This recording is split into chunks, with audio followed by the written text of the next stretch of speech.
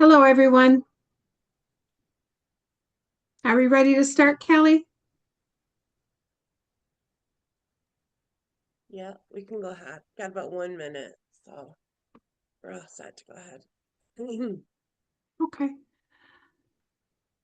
So if you haven't done it so already, please go to the chat and sign in, put your name and note the organization that you're attending the meeting for. Okay. My name is Catherine O'Hare Rogers. And for those that don't know, I am the compliance officer and the vice president of MARR.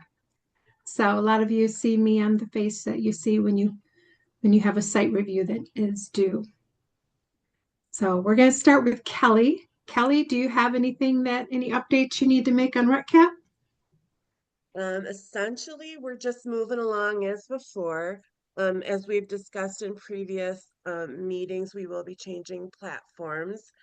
So I know that trainings and applications are being developed for that. In the meantime, we are just staying focused on getting our evaluations completed, staying on track with those being completed in a timely manner so that we can still get that outcome information that the state is looking at. Something I also wanted to mention is they will be doing, sending out Wayne State is doing a quarterly review survey with folks that are participating currently with the RATCAP system. So you can expect, if you get an email from someone from Wayne State, that they'll be doing two more surveys. It'll be one in January this month and then one again in March. So if you see that email, if you could please take some time to just fill out that survey, just kind of letting us know what we need to do to support you better, any concerns or questions that you might have. Please feel free to use that as a place to get pass that along. And other than that, we're just kind of going to stay status quo until we get that new platform going. Definitely, we're going to stay on top of completing the evaluations still. Anyone that would like to onboard with this ARMS system until the new system, which is looking towards June, will be in operation, let me know. And we can make that happen quite quickly, actually, if we're just going to be using the evaluations. Just a reminder with this new system, it's going to have some great functionality that has been requested from all of the operators that are using it currently. So that's really something to be excited about in the new year and look forward to together. So I think that's all that we have for right now for Okay, RETCAP. great. Anyone have any questions for Kelly? Kelly, you want to put your information in the chat too for those that aren't already on board that want to get going with that So, reach out to you. Wally, do you have anything that you Hi, want to talk Catherine. about? No, I don't really. I don't have anything to add. Just looking forward to we're getting some RCOs that are being certified, and which is pretty exciting. And looking forward to getting the training for RCOs completed, which should be done very soon. I think it's already actually been completed, and we're just waiting for them to put it online so we can offer it to all the RCOs. And yeah, I mean that's about it. Is this training specifically for the Michigan RCOs, or is this going to be a training that nationwide they're going to be doing? Um, well, George Broughton and them are putting it together. So I'm assuming it's going to be utilized Are nationally. Yeah. okay, great. Yeah. Fun stuff. Yeah, you look excited about Yeah. We it. just, yeah. Well, I've been kind of down physically, having some problems here for the past 3 weeks or so. So, but I'm getting better. Good, good. Anyone have any questions for Wally? I was just going to mention, Catherine, that they are national standards. It's all done under the UARCO standards, and it's a national effort. It's being brought to Michigan and Virginia initially. So Wally and I are really excited about that. I can also tell you I'll take over the meeting if you don't mind Yep, first. you're next. Jeffrey Van Treese, you're next. So, Thank you. yep. Yeah. So I had an opportunity. I'm down in Florida for the week because I don't like cold weather, and I'm sure I got a bunch of sympathy from everybody on the. I didn't get any sympathy. Okay, never mind. So I met with David Bess and Jessica Bess. They're excited about rolling out the UARCO standards and a shorter version of RECCAP, the assessment instrument for use in recovery centers. Both two versions. One would be for people where there's a real relationship between the recovery center and the individual, and the other one would just be a short take-home thing where there's no necessary relationship. It's just something that can be used by people seeking support in recovery. The other issue that I was going to bring up is much like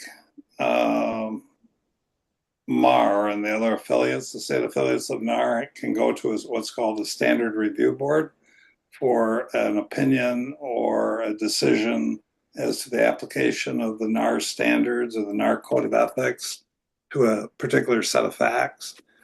We're going to have the same thing in a different type for Michigan. And so we're going to have a Ask MAR added to the website sometime in the next couple of weeks, where anybody that has a question can do an email into MAR, and we'll try to give you some guidance or direction, or here's where I would look for the answer to that question. And then those that are frequently done will go into our frequently asked questions portion of the website. So with that, that's all I have to report. Any questions, Well, anybody? we can talk about as well MARR's name change Oh, sure, yeah. coming soon. Michigan Association of Recovery Residences, Inc. Name is changed to the Michigan Association of Recovery Resources to better reflect that the scope of the certification, advocacy, and training and registry will not be limited just to recovery residences, but will go to other types of recovery supports, such as a recovery community organization or a recovery community center. So that is something we're excited to do. It seems to make all the sense in the world to do that. Again, if anybody has any questions about that, either now or in the future, feel free to give us a call. It was the best way to encompass everything that we're doing. We're still going to be known as MAR, but the last name is going to be, the last word is going to be spelled differently. So, but yeah, hopefully we'll be able to start looking at engagement centers too. That would be really nice. I've had a couple people reach out and ask if we would be doing that. So, so great. Anyone have any questions so far? No? Quiet group. Okay. Well, I would like to introduce Mariners Inn. Mariners Inn is the operator of the month for this month. They're located in Detroit. Shalonda is the contact for MAR. I see somebody else sitting in for Shalonda today. Oh, it's you. Oh, they didn't look like you. You're muted, Shalonda. You're muted. There you go. I know it's Ah. me. It's the hat. It's the hat Oh, today. I didn't recognize you. Yeah, go ahead and talk to us about your program. Congratulations. Thank you. I have a small PowerPoint. Is it okay to share it? Sure. Yeah. It's like 3 to 5 minutes. See if I Yeah. can get this right. Can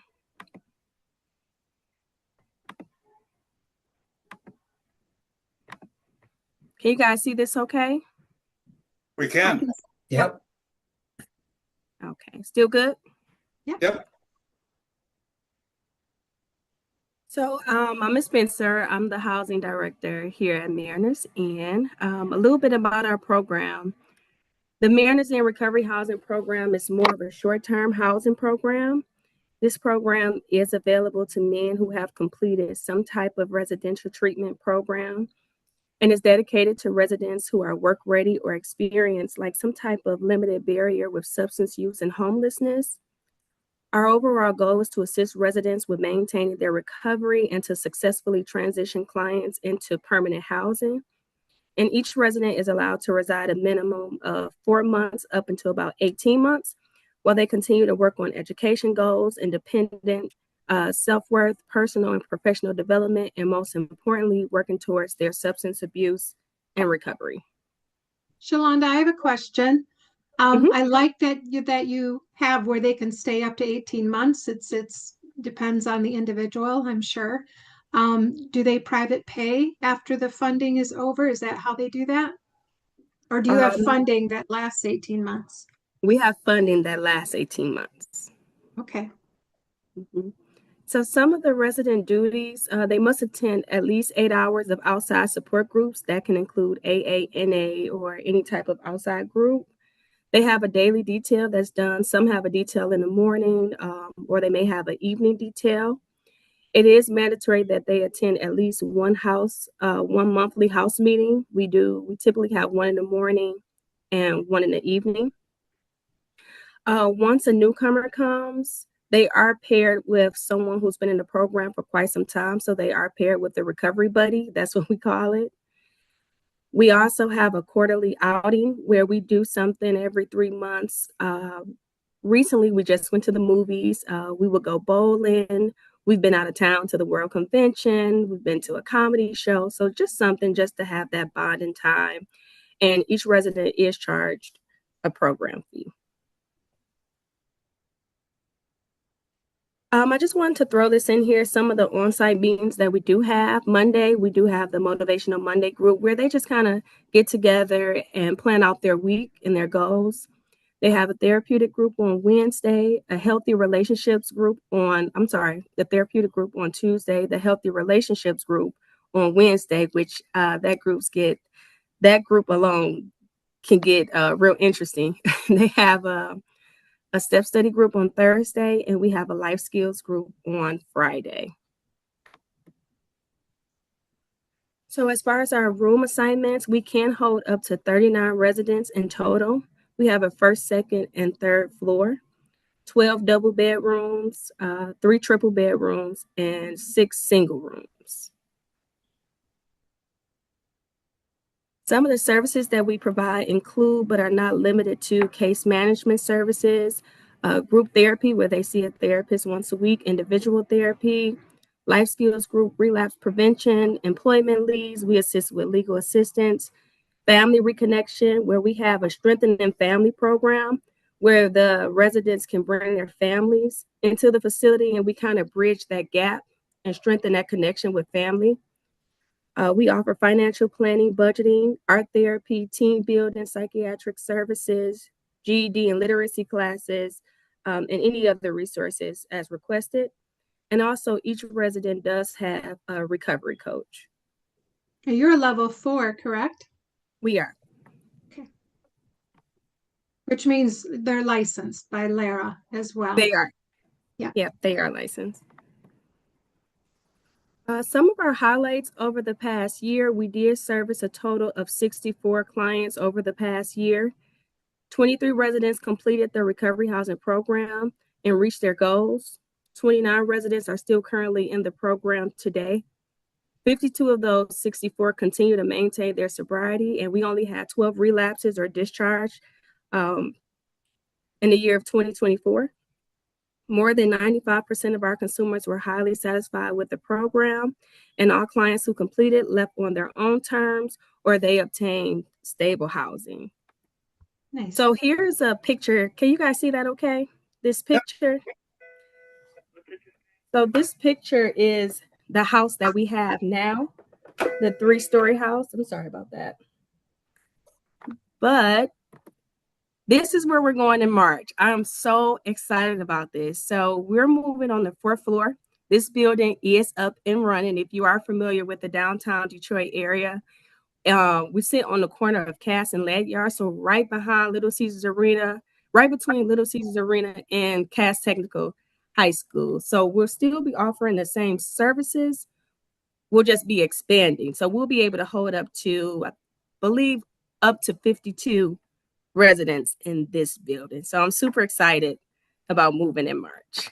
Now that was a parking lot That was a last year, parking lot. right? Yeah. When I came to your It places was. last time, I saw it under construction. So how exciting. I'm so excited. So that's all I have. I tried to keep it short and sweet. Do you have any questions for me? And Catherine, if you're ever in the area, you should come take a visit. I will. I will.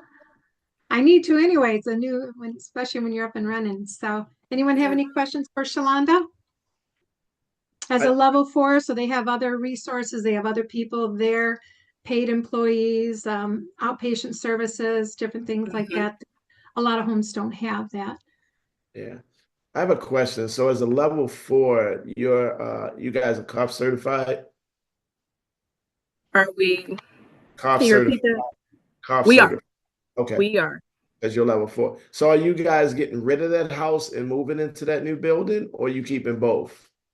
We're going to have both. Well, as far as recovery housing, we're just going to transition over. They're going to renovate this building and do something else. I'm not sure what they'll do with the building, but we almost have like a campus here. We have a residential treatment program, IOP, recovery housing, and permanent supportive housing now, so we can transition our guys. But yeah, I'm not sure what they'll do with this building. Okay. And is that new building commercial and residential? No. Okay. It's more commercial. Yeah, it's more commercial. Okay. I have a question. So do you guys, do you typically have a pretty long waiting list for people trying to get into the program? Yeah. Always. Yeah. Always. We are always full. Most people, they get really lucky to come over, but we have times like around the holidays. It could get tough. We do lose some residents. But this year, well, 2024, we did really good, but there is always a wait list. Yeah, that seems like a really good program. So good luck. Thank you. Especially having your own residential program right next door. So a lot of guys, when they want to go to recovery housing, they just walk right next door, right? And so you get a lot of your own people. Sometimes. Yeah. Yeah, we do get people from other places. We kind of, we have to be fair, but we do get a lot of resources from next door. Okay. Great. Any other questions for Shalonda? I have a Keep them question. coming. Keep them coming. What does your permanent supportive housing look like? So that's in that new building as well. That's why that project is pretty unique. So permanent supportive housing is on the 2nd and 3rd floor of the new building. And they're in. We have 44 units and we have 42 field, and they can stay there as long as they need to. I'm gonna buy you lunch. I want to come to Detroit and see what that program is, because that's a huge need. And I've had inquiries from state and federal people about how do we move the recovery housing out into a permanent recovery housing system for those that need that level of support for the rest of their life. Right. All our referrals come. Are you guys familiar with CAM, the coordinated assessment model? We get all our referrals through CAM. Okay. Could you put that information in the chat? Mm-hmm. No, I'm not familiar with that either. Catherine, But what's the name of the program? I didn't hear it at the top. Mariners Inn. Shalonda is with Mariners Inn in Detroit. Thank Go ahead and type that in too, Shalonda. So they Okay. have in your email address. I know Chris has had some back and forth with your area, Yes. county, with pushback. So nothing's consistent. It's all different throughout the state, unfortunately. I'll put my email and my position. Great. Any more questions for me?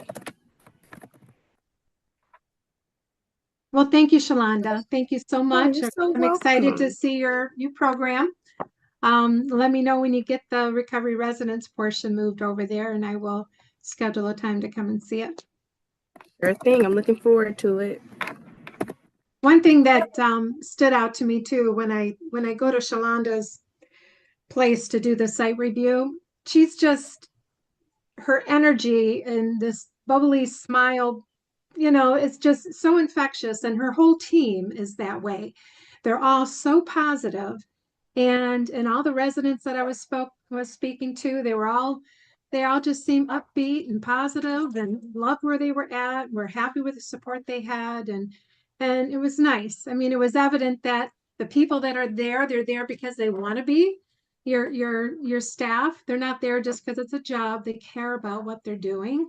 And it was really evident when I was there. So that was great to see. So good job. Thank you so much. So this monthly meeting is for you guys. So we don't have a speaker this month. So I'd like to just open up and say, is there anyone that has anything that they'd like to talk about? Anything going on with your program that you want to share? Positive, negative, something that we can discuss as a group. Candy? I just want to introduce Salo is on this call. He's our new housing director. Okay. And by the end of March, he will be our MARR certified person, and our communications director, will be transitioning off these calls. Oh, come on, Candy. I learned so much in this group, and I've been so grateful. But I'll let Salo introduce himself. But this is his first call. He's been with us since November, and he's been a value add to this team already. So Great. Well, welcome, Saul. Thank you. Thank you. I look forward to getting to know everyone and getting acquainted with what you all do. And it has been a bit of a learning curve. I've hit the ground running here. A lot of things going on, but I'm very grateful for Candy. She's kind of helped me get acclimated as well as others here. So Awesome. Well, and to catch up on things too, whenever you have time, you can go to the MARR website and click on the YouTube channel, and you can see all our operators meetings for the last 2 years on there. So awesome.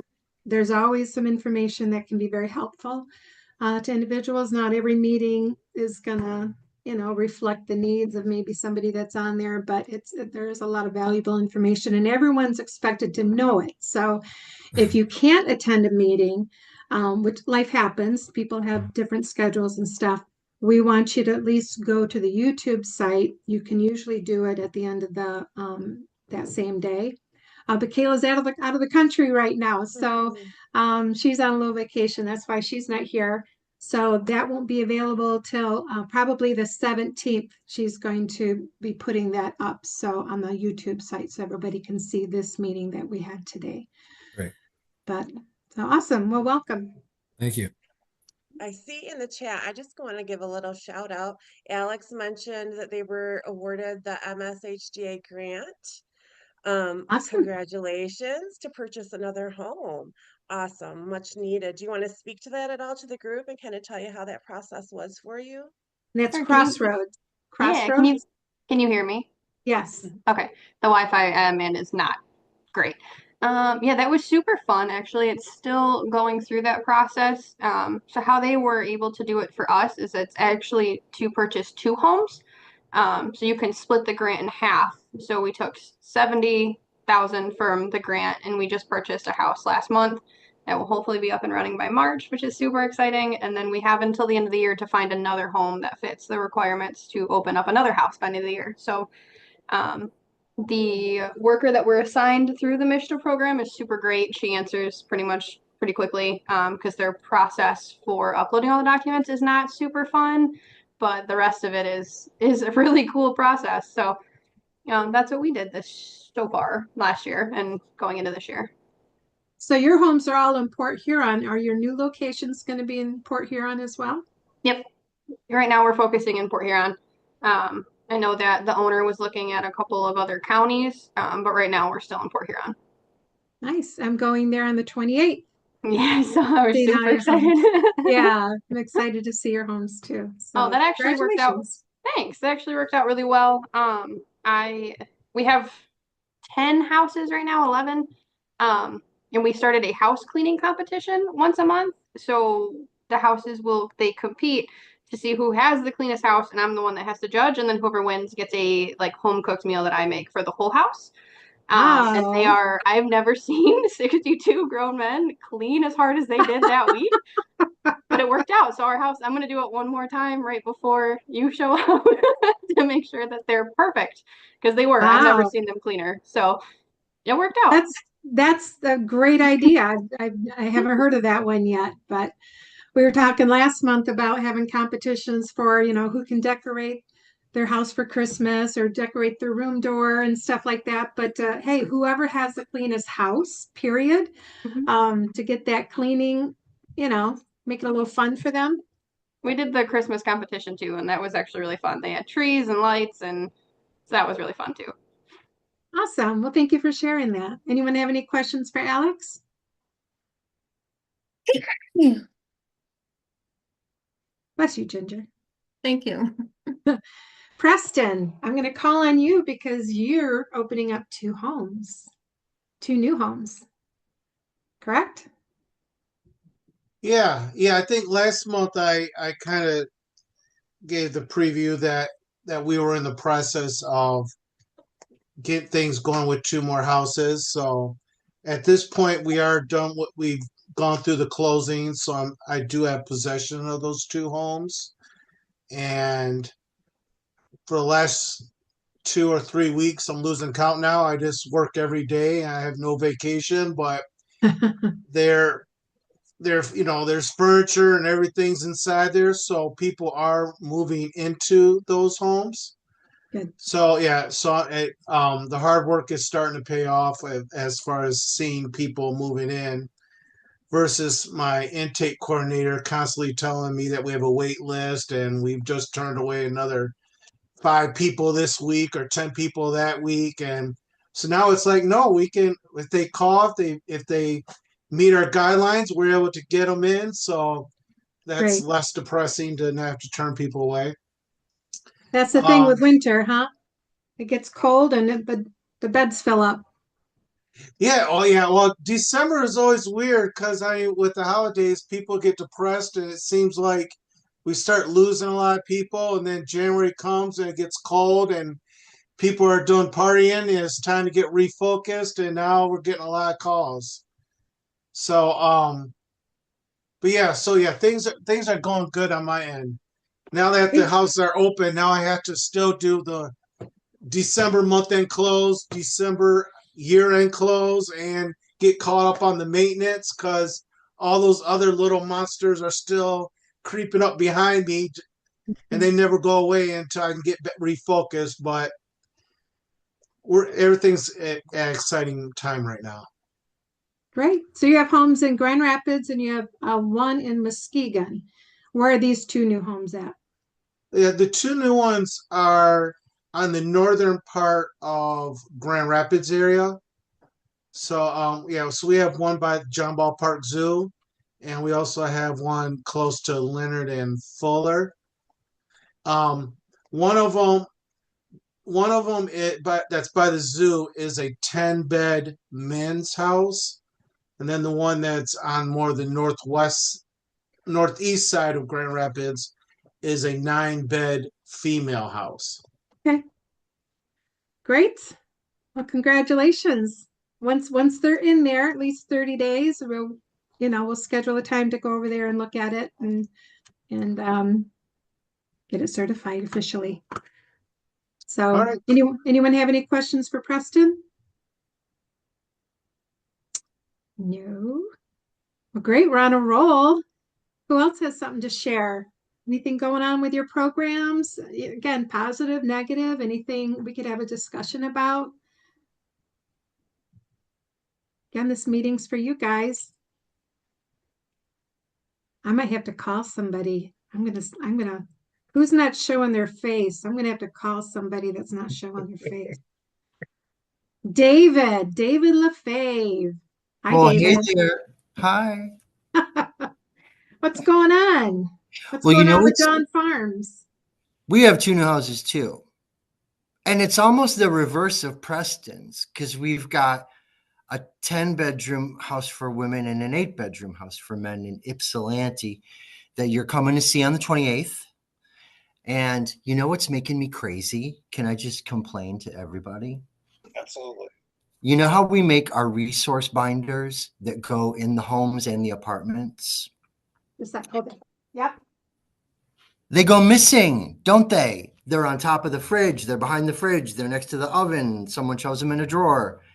And I'm doing my little walkthroughs to make sure the Narcan is visible, the binders are visible. Because when I come through with Catherine, I want to be able to say, bop, bop, bop, look, look, look, you know? Okay. And house managers, if they're not, because I'm the coordinator. So if house managers aren't doing at the very least an every other day walkthrough, things get sticky. Do you know what I'm saying? And I'm getting ready for this new visit from you, Catherine, and I'm just finding all kinds of little things.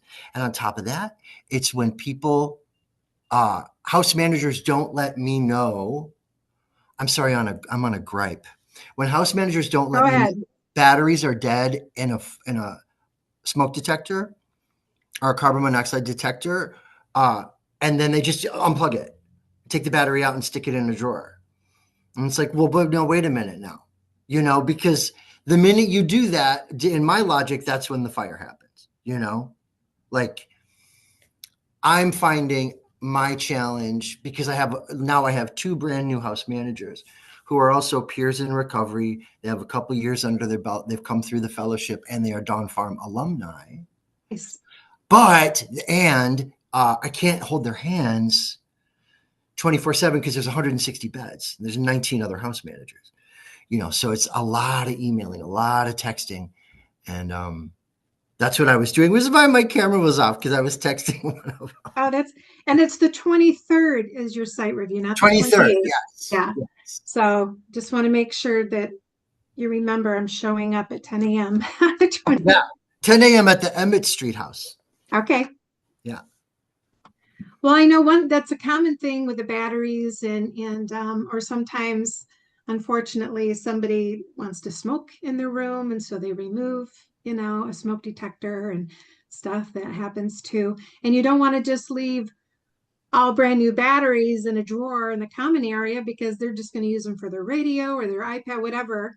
But you could, if you have a house manager or a house monitor at each location, have them have some extra batteries or extra things locked up in their particular area. So when it does happen, they have those resources. So they shouldn't have to call you for every time they need a battery. That would be, well, you would never get any sleep, David. I know, it would burn me out.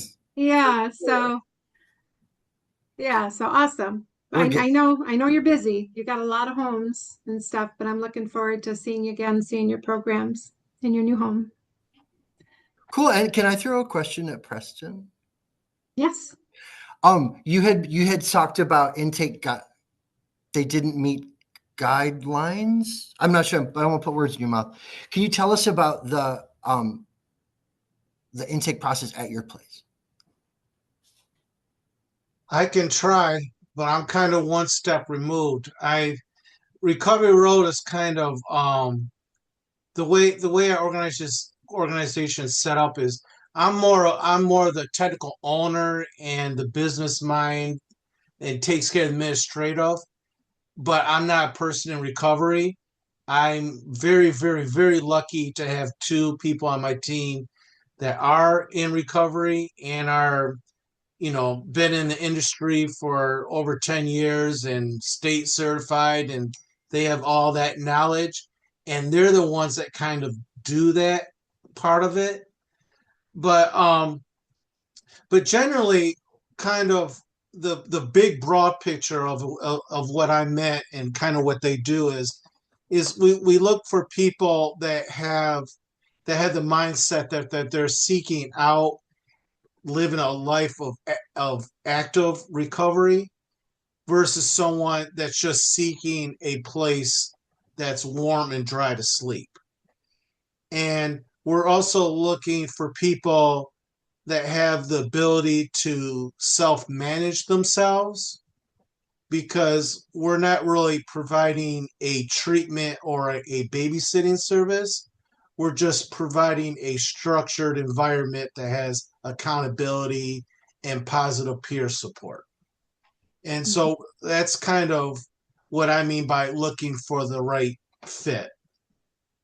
And you're a level 2, correct, Preston? Correct. Right. So it's more peer run, peer supported, no employees really.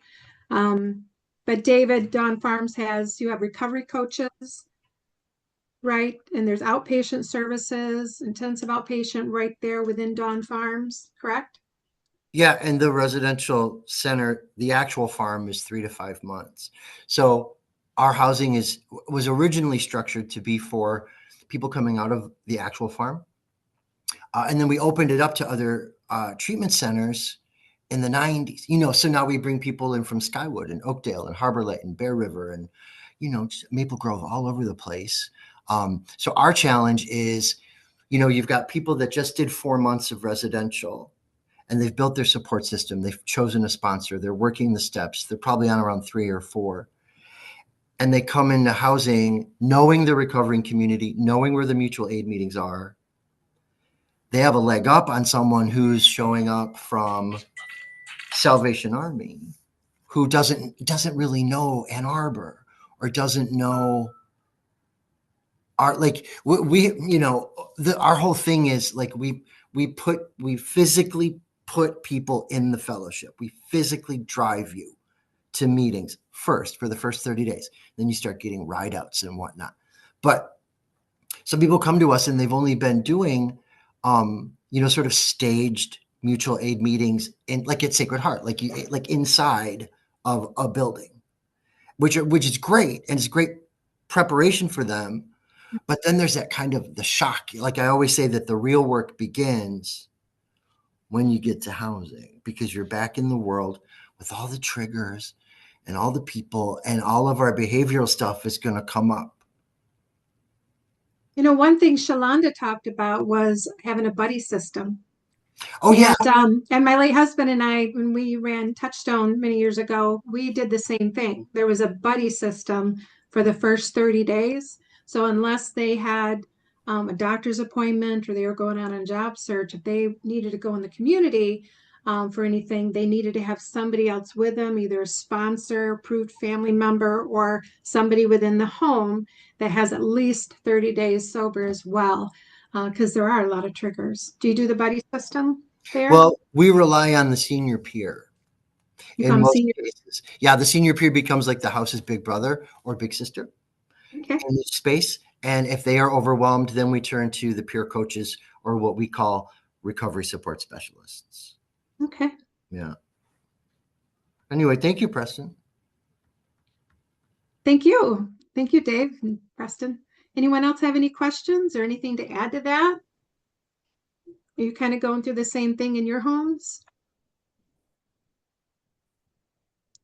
Do I have to call another name? Okay, let's see. We do the buddy systems at our houses. My camera's messed up. I'm trying to get to work and I'm getting nothing. Who is this talking? Nathan. Nathan, and where are you from? Iron Mountain, Michigan. I have the houses at Escanaba and Iron Mountain, the Alpha Mega houses. Your Catholic Social Services? Yes, ma'am. Okay. Yeah, we do that when we get 2 guys in, and we usually do a buddy system with a person that's been here a little bit longer, so they need to go somewhere, because we put them on a 5-day restriction at first, so they need to go somewhere. They go with a person in the buddy system until they can be trusted to go out themselves. Sometimes they feel safer that way too, Definitely. Even going into a grocery store, sometimes they might want to just automatically turn down the alcohol aisle, if somebody wasn't there, that's probably the first turn they'd make. So it's good to have somebody there. Luckily, our store, it's all separate. So we go in this way and it's all the way at the other end of the store. It works out pretty good. Okay. Great. Any questions? I got a question, Catherine. And I don't know how we can do this without everybody saying yay, nay, or the hand. How many others utilize kind of what he just said, but a blackout period when individuals first come into the home? You got to be 1 week, you got to be 30 days. One of the things we try to do is we say there's a blackout period for your first 30 days, meaning there's no overnight passes or so forth. Is that something that's common? Because I've talked to several people and it's different across the board. So wanted to get a little feedback on that. I don't know if there's a best practice for it, but I know 30 days has kind of worked for us. Yeah, we don't do overnights for 60 days because we get paid for the individual staying there for 60 days through North Care. So we kind of want them to stay there for that 60 days. So Chris, Yeah, I my team. actually just unmuted because I was gonna say the same exact thing. I've had this written on my piece of paper. What is the best practice for incoming residents? Like as far as any restrictions.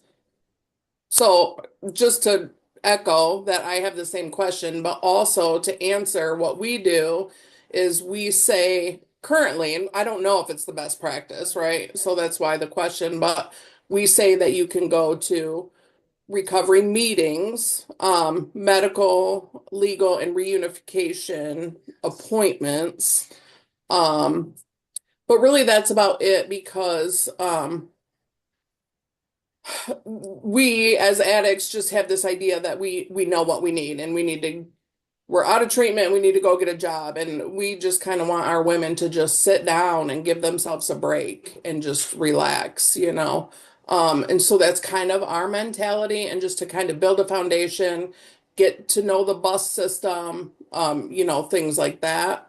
um that's our thought process, but again, I wanted to ask because I don't know if that's the best.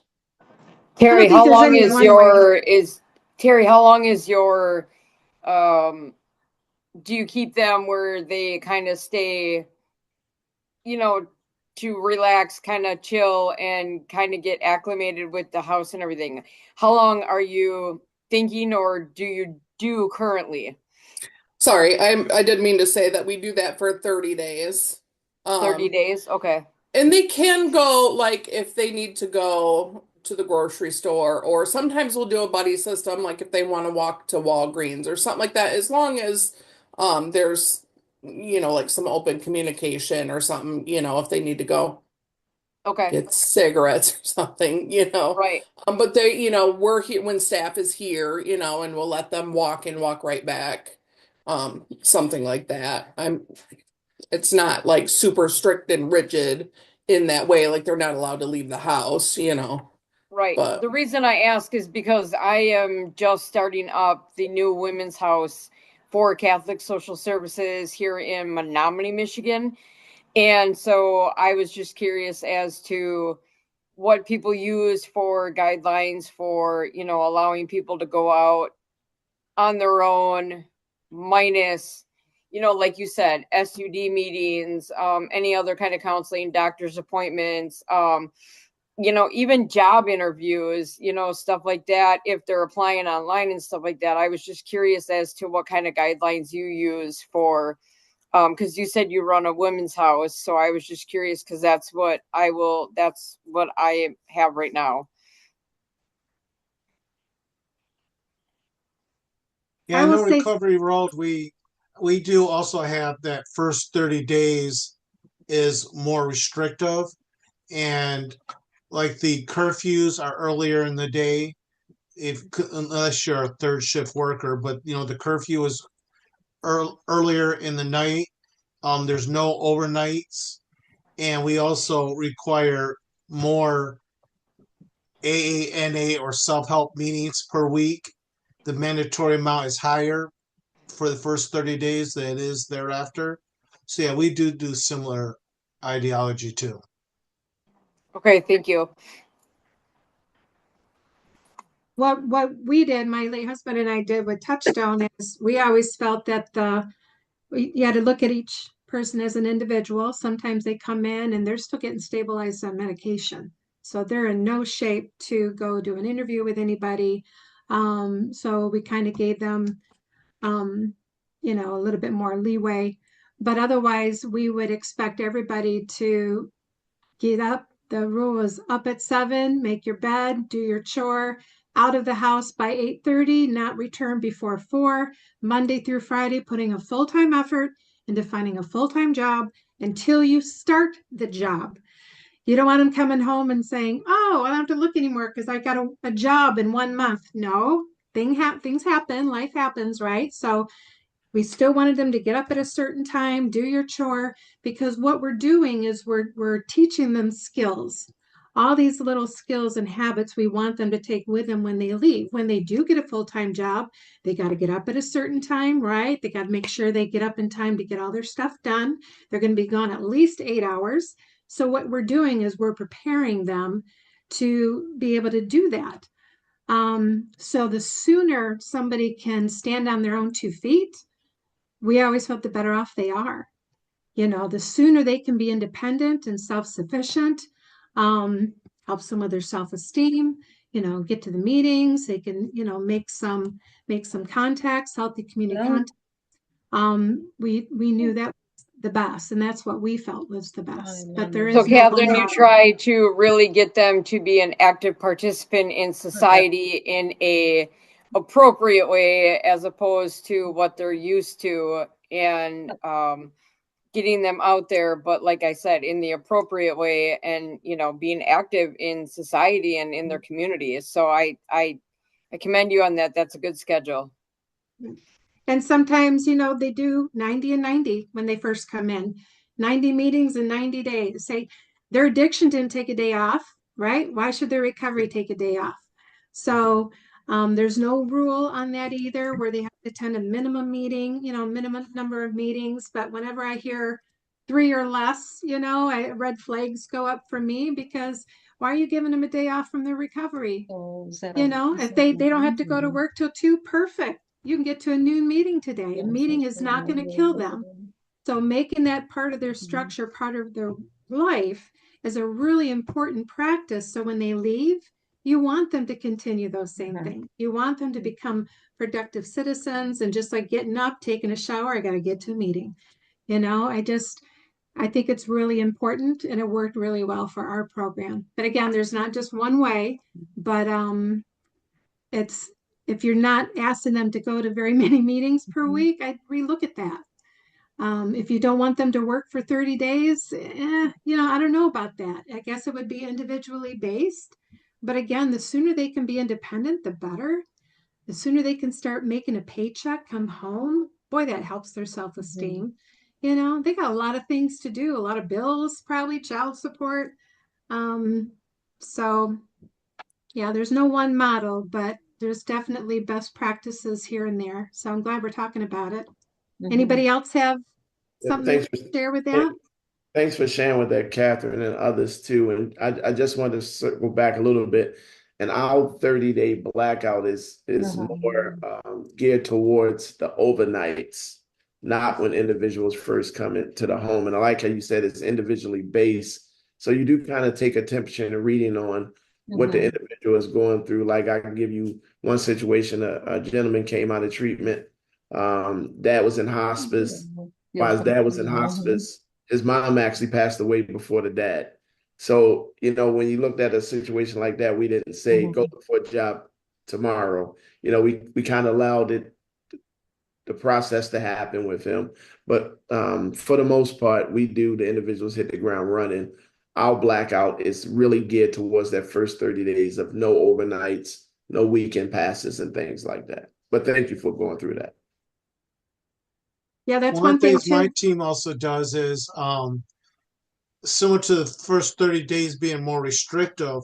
They will often, if someone is not employed, they will also be instructive to those people by saying, why should you have overnights to have fun, and why should you have a curfew that's later in the night and have all this loose stuff if you're not even employed yet? Let's start with a foundation of getting employed. Then we can start loosening up the guidelines that you had to operate within. But let's first take care of responsibilities. Yeah. And that motivates people to find jobs too, because then they're like, oh, if I can get extra 2 hours on my curfew, and if my minimum amount of AANA self-help can be down by 1 less per week, then I like that flexibility. I think I should go find a job and prove myself worthy of having this extra trust.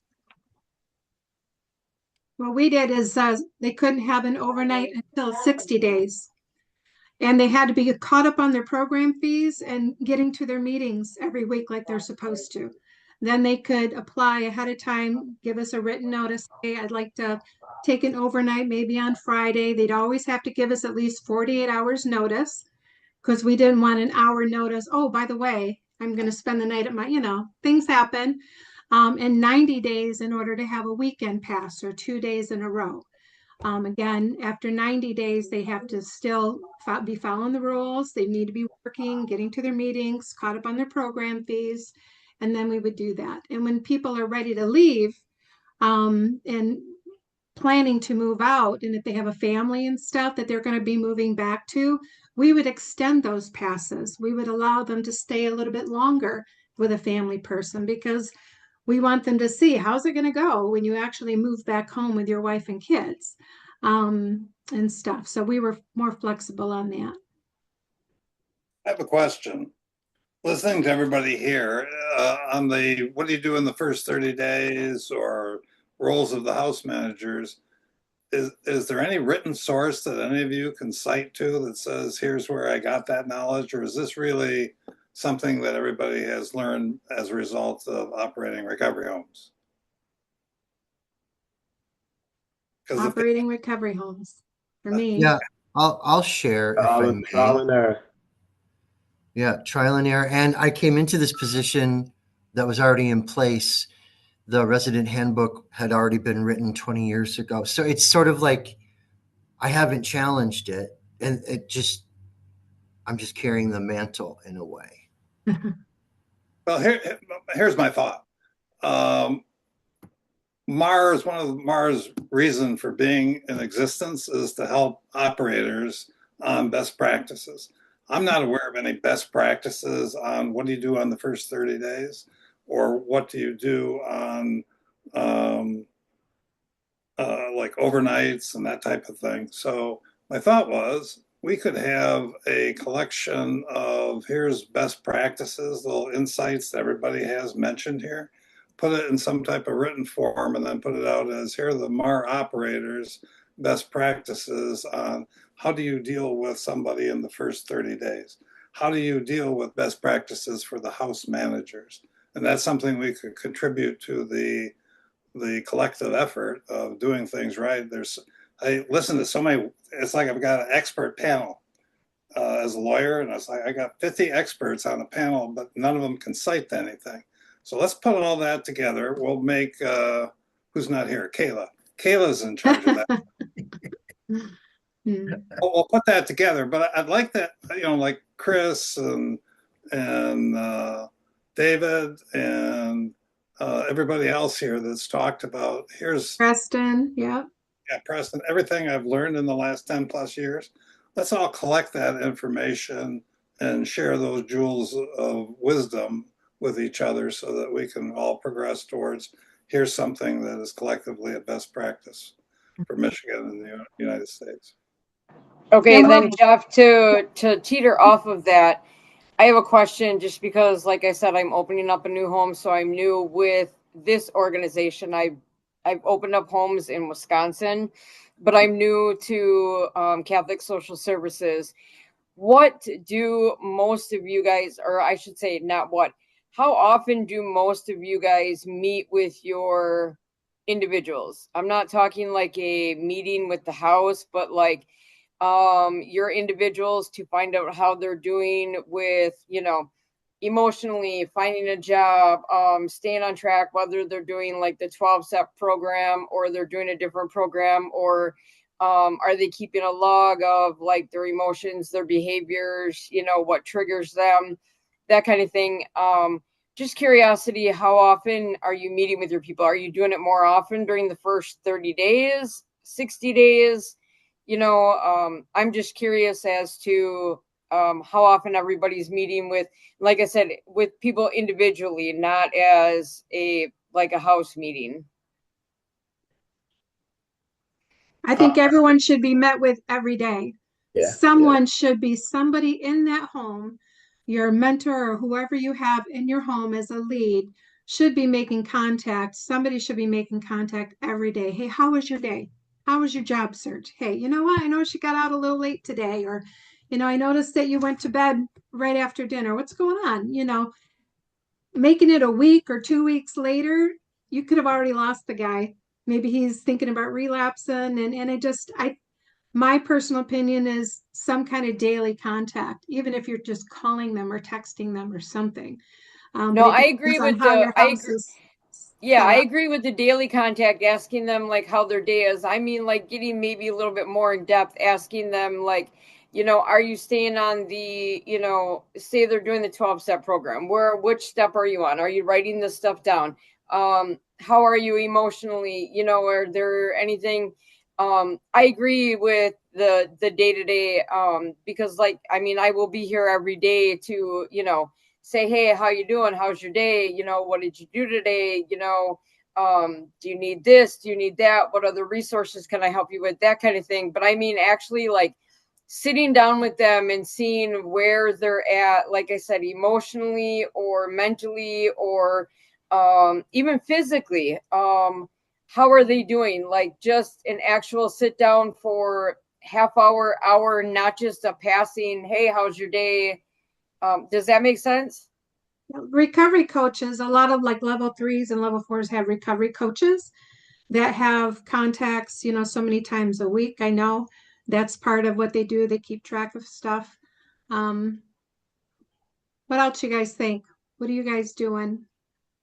I was gonna say that I think someone put it in the chat. Strategically, it's we do it once a week, and that's for ensuring that we're doing documentation. But I think you said earlier, Catherine, that's the power of having peers in the home because every day is a meeting, every day is a touch base. So I think that works a little better, especially when you're talking about building relationships. The only way to build a relationship is to ensure that there's a daily touch base.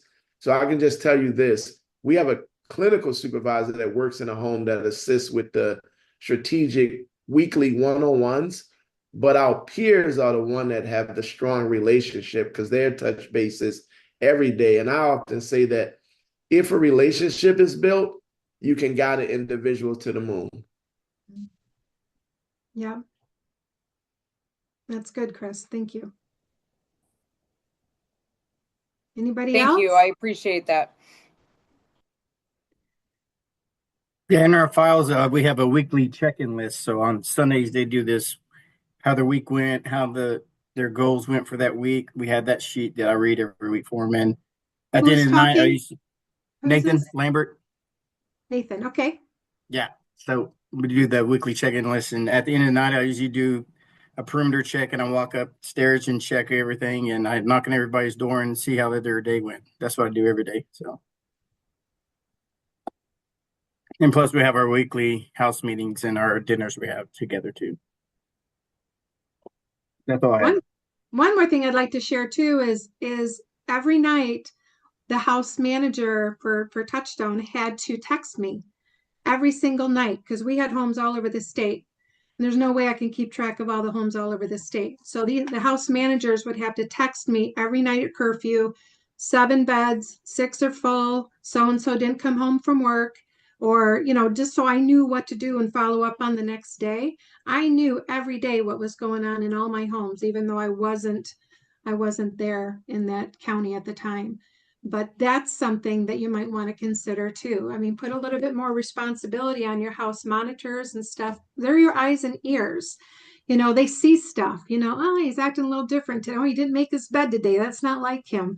It's all these little triggers, all these little things that maybe there's something going on, and if you catch that, if there's somebody there that can see that, you can hopefully nip it in the bud early. We have that too. We have a live group chat with all of our guides and the leadership team, and they check in every night to make sure that all of our guys made it home on time, or if we know where they're at. It makes me feel better because I worry.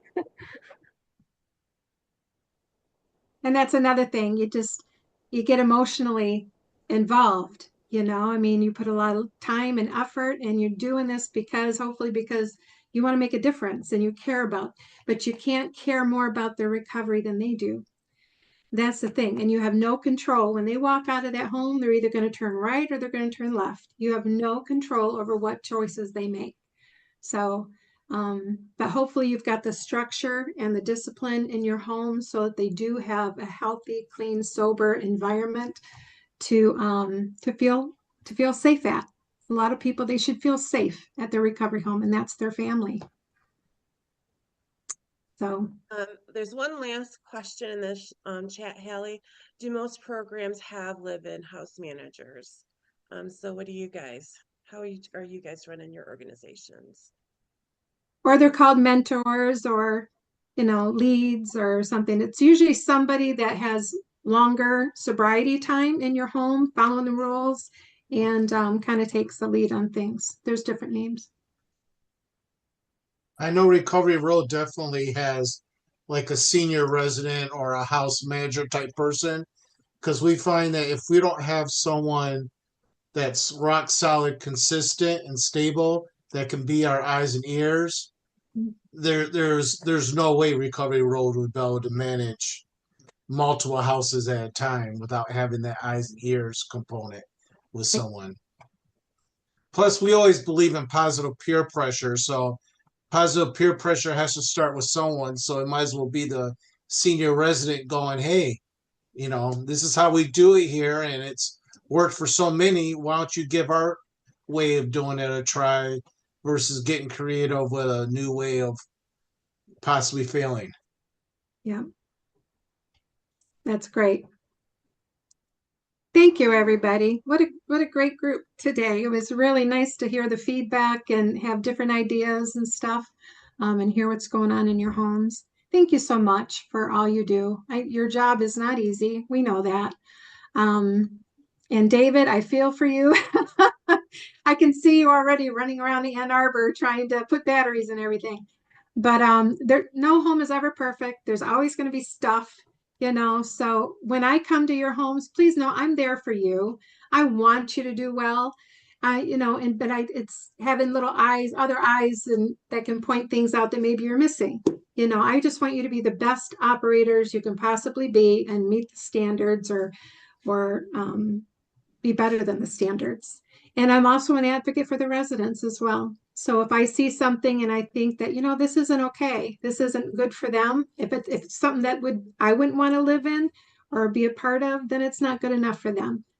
So those are the eyes I go in with as well. So thank you, everybody. Have a wonderful January, and we will see you in February. Thanks. Thank you.